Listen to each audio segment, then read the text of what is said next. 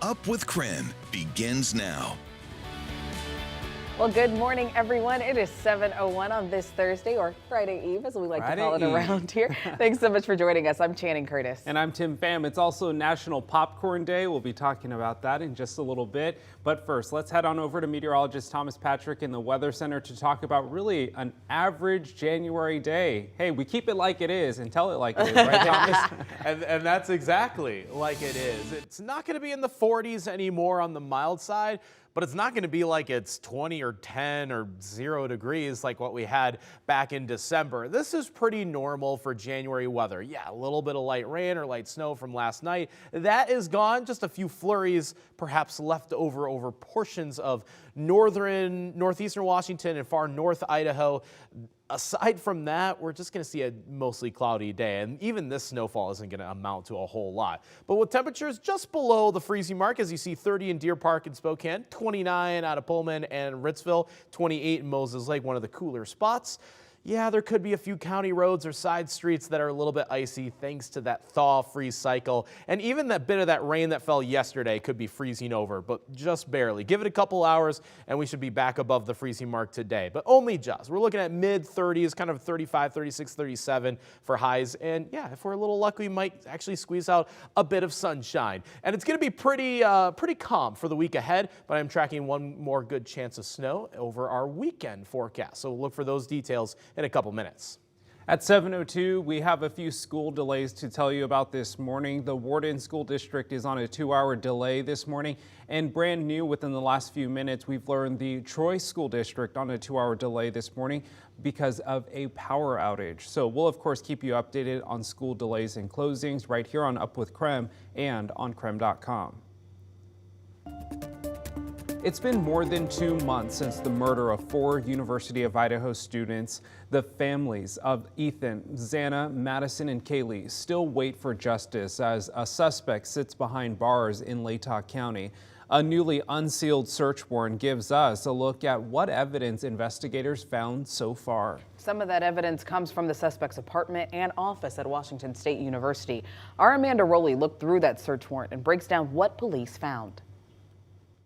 The search warrants show investigators were looking for any evidence linking Brian Koberger to the murder of the 4 University of Idaho students. A judge granted the warrant so officers could thoroughly search for evidence at the suspect's Pullman apartment and WSU student office. Investigators cast a wide net with the search warrant for Brian Koberger's home and student office. The document shows they intended to collect any blood, items with blood, DNA from blood, hair, skin cells, or fingerprints from these locations. But then the search warrant gets specific. They also searched for articles of dark clothing, masks, knives and sheaths, and shoes with a diamond patterned sole.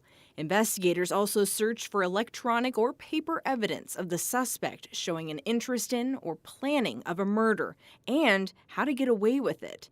This, along with any information the suspect collected about the 4 victims, the 2 surviving roommates, or their home on King Road. We now know officers seized a dozen items from the suspect's apartment. Those items are currently being stored by the WSU Police Department. That list includes a single nitro black glove, a Walmart receipt with a Dickies tag, a dust container from a vacuum, and 8 possible hair strands, including a possible animal hair strand. The list also shows investigators collected a dark red spot and cut 2 reddish dark brown stains from a pillow. Aside from all this, the search warrant reveals just how quickly the suspect's arrest happened. It says Pennsylvania police recovered trash from the Koberger home on December 27th. That trash was sent to the Idaho State Crime Lab. The next day, the lab confirmed a DNA match. Then on December 29th, a Washington judge granted the search warrant for Koberger's Pullman apartment and student office. Police then arrested Koberger on December 30th at his Pennsylvania home. Amanda Rowley, KREM 2 News. As Amanda mentioned, investigators wanted to find any evidence with DNA. It can play a big role in criminal cases like this one. A professor and DNA expert from Boise State University says DNA helps prove or disprove someone's possible connection to a crime. The evidence police find can be used either by the prosecution or defense to build their case. The police are testing a lot of evidence that they consider important, and at this point they have a suspect. They're interested in finding more evidence that validates their arrest. They may accidentally find evidence that invalidates it. Well, the strength of the evidence will be decided during the legal process. The suspect is due back in court on June 26 for his preliminary hearing. It's 7:06 right now. Let's take a look at your morning rush. More news in less time. Well, heads up, Avista customers in Airway Heights, you might experience a power outage next Thursday. Avista is working on a planned outage starting at 10 p.m. on January 26th that will end at 4 a.m. on the 27th. Avista says this planned outage will only impact about 320 customers, and they'll work to notify them. They will also temporarily close lanes on Highway 2, and there will also be a temporary lane closure on the northbound lane at the intersection of Flint Road and 12th Avenue. At least 18 husky-like dogs have been found abandoned in North Idaho over the past 2 weeks. According to our news partners at the Coeur d'Alene Press, the dogs were extremely thin, with some being 10 pounds underweight. Despite their poor condition, the dogs are very friendly and could be ready to be adopted from the Kootenai Humane Society as early as next week. The condition of the dogs has prompted the Bonner County Sheriff's Office to launch an animal neglect investigation.